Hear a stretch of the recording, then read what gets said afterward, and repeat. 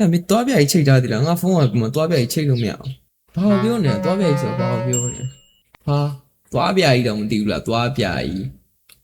ဒီနေ့မှာတော့ကျွန်တော်ဘာလို့ Bluetooth ဆိုခေါ်ရဲဆိုတဲ့အကြောင်းအရာတွေကိုကျွန်တော်ပြပြတော့မှာဖြစ်ပါတယ်ဘာလို့ Bluetooth လို့ခေါ်ရလဲဆိုတော့ကျွန်တော် Viking ဘီရင်တစ်ပိုင်းနာမည်ကိုပေးထားခြင်းဖြစ်ပါတယ်အဲ Viking ဘီရင်ရဲ့နာမည်ကတော့ Hero Bluetooth လို့ခေါ်ပါတယ်သူက Norway နဲ့ Denmark နိုင်ငံကိုပေါင်းစပ်ပေးတယ်လို့လူသိများကြတယ်အဲ့လိုပဲကျွန်တော် technology မှာ Bluetooth ကလည်း Hero ဘီရင်လိုပဲ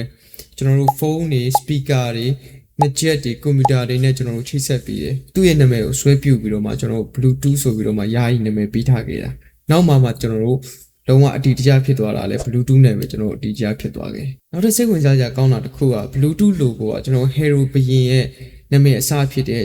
H နဲ့ B ကိုယူထားတာဖြစ်ပါလေကျွန်တော်တို့ကြောက်ထွင်းအခရာတွေဖြစ်တဲ့ H နဲ့ B ကိုကျွန်တော်ပေါင်းဆက်ထားပြီး logo တစ်ခုအဖြစ်ထားရတာဖြစ်ပါတယ်ဗျBluetooth ဆိုတော့ Hero ဘရင်ရဲ့ nickname ဖြစ်ပါတယ်သူ့ကိုဘာလို့ Bluetooth လို့ခေါ်တာလဲဆိုတော့ဘယ်သူမှတိတိကျကျမသိကြဘူးသူက Blueberry ရမ်းကြိုက်တော့ Blueberry စားပြီးတော့မှသွားတွေပြနေရလဲဖြစ်နိုင်တယ်နောက်တစ်ခုကကြတော့သူ့မှာမဲပြီးတော့မှပုတ်နေတဲ့အပြာရောင်တန်းပြီးတော့ပုတ်နေတဲ့သွားတစ်ချောင်းရှိတယ်အဲ့ဒါကြောင့်မလို့ခေါ်တာလဲဖြစ်ကောင်းဖြစ်နိုင်တယ်ဒါကတော့သမိုင်းဖြစ်တဲ့အတွက်ဘယ်သူမှတိတိကျကျမသိပါဘူးဖြစ်ပါတယ်အဲ့တော့ကျွန်တော်ကတော့ Bluetooth ဆိုတဲ့အကြောင်းအရာလေးကိုကျွန်တော်ပြပြသွားတာဖြစ်ပါတယ် Okay ကျွန်တော်နောက်စိတ်ဝင်စားစရာကောင်းတဲ့ဗီဒီယိုလေးတစ်ခုနဲ့ကျွန်တော်ပြန်လာခဲ့ပါမယ်အားလုံးပဲ bye bye ပါ